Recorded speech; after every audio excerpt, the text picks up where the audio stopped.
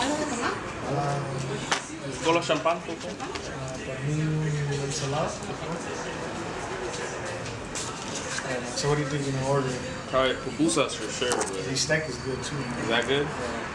Desayuno, sí. ¿Con la champán? Gracias. Gracias.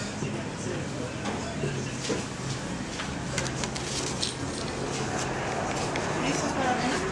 Sí, por favor, ¿me puede dar a mí 4 revueltas de arroz? Para él, lo mismo, 3 revueltas de arroz.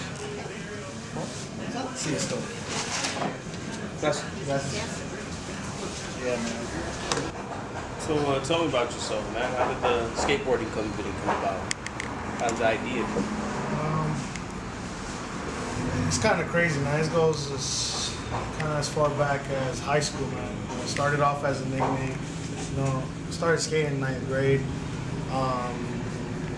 You know, I used to be in a party crew and shit, and you know, a homegirl of mine by the name of Dara, you know, she went as far as trying to call me Tony Hawk, you know, as my nickname, and then just skates came about, you know, and you know, after that, you know, skates kind of stuck, you know, for a while, and you know, kind of like just being the way I was before. I was drinking, smoking, partying, fucking girls, you know, etc. You know, I got pulled over by a cop once, and he asked us, you know, why are we acting so maliciously? And I didn't know what the word meant. And then I went home the day after, you know, and I looked it up on the dictionary, and I saw what it meant. So, you know, I added the malicious to the skates, you know. But I always knew, even before the nickname, that I wanted to start a company. I just wasn't sure if it was going to be a clothing, accessories, skateboard, but I just knew that that name was going to go like next level or further than that. What inspires your ideas? I mean, does the environment, you know, have to do a lot with it? You know, the ideas that pretty much, you know, revolve around my brand have to do with the person that I am. You know what I mean? My surroundings influence me a lot, you know, but at the end of the day, my brand is like a split image of me, you know. A lot of the, not just the graphics, but, you know, the style of shirts or sweaters or long sleeves or whatever piece of clothing or beanies I'm gonna make kind of is made for me to wear. You know what I'm saying? Like, I don't make it for the, I mean, it sounds kind of like bad, but I don't make it for the people. Like, I make it for me, and I know, like, I wear it, and everybody else will kind of catch on and like, okay, you know, this style is dope, you know? But I just make stuff that I like to wear, you know, and it just so happens that other people like it too, so then they end up catching on to it, and they take it with them, you know, and they end up copying it, you know, so. So what separates you from, you know, different skateboarding companies?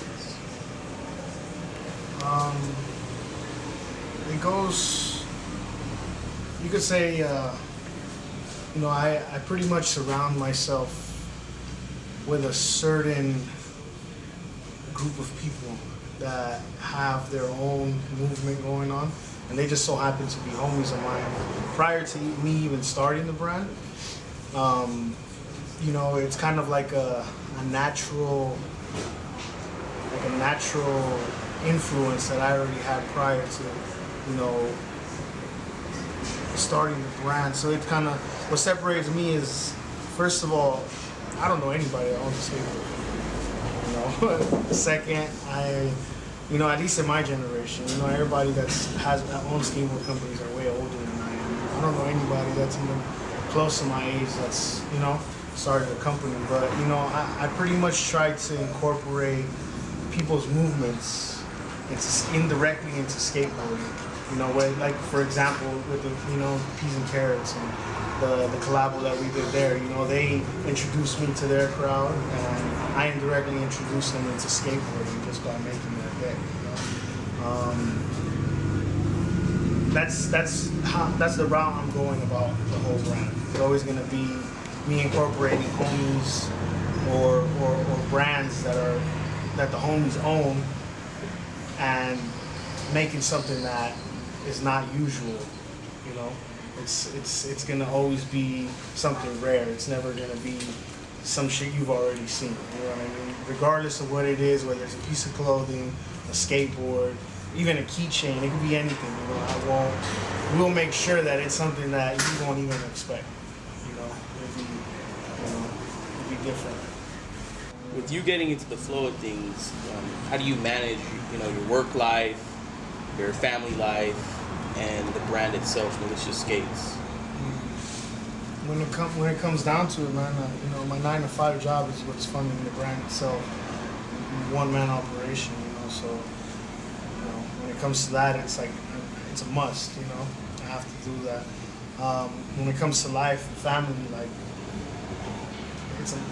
that's priority to me, man. Don't matter how tired I am coming from work, or how worn out, or if I haven't gotten any sleep, or I have to make time for my family, my daughter, whether it's taking them out for ice cream, going to the park, taking them out shopping, just the little stuff is what counts, you know what I'm saying? And when it comes to the brand, I have to pretty much do it while I'm at work. I have my iPhone, I'm answering emails, I'm doing phone calls, I try to knock my regular 9-to-5 work out of the way so I can do my militia, whether it's blogging or fucking around on Twitter or, just kind of keeping it in rotation, but I manage, it's been happening, like I said, I'm a one-man operation and everything seems to be running smoothly, so I'm doing something right,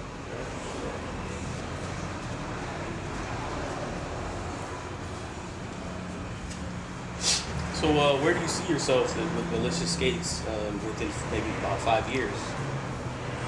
About 5 years from now, I see myself doing the brand full on. No more 9-to-5.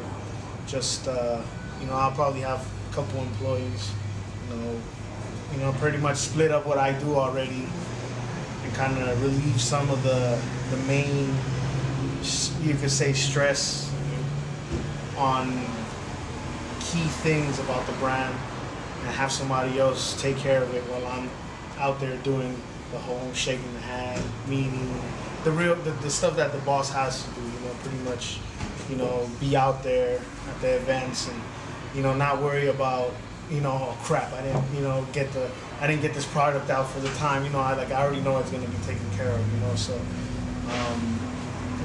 by that time I see myself already in at least 20 stores, spread out through the U.S. and maybe about 5 international.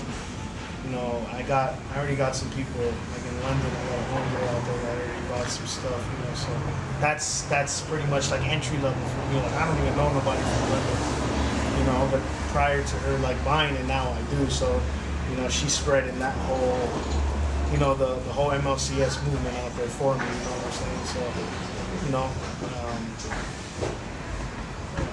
that's pretty much dope, man.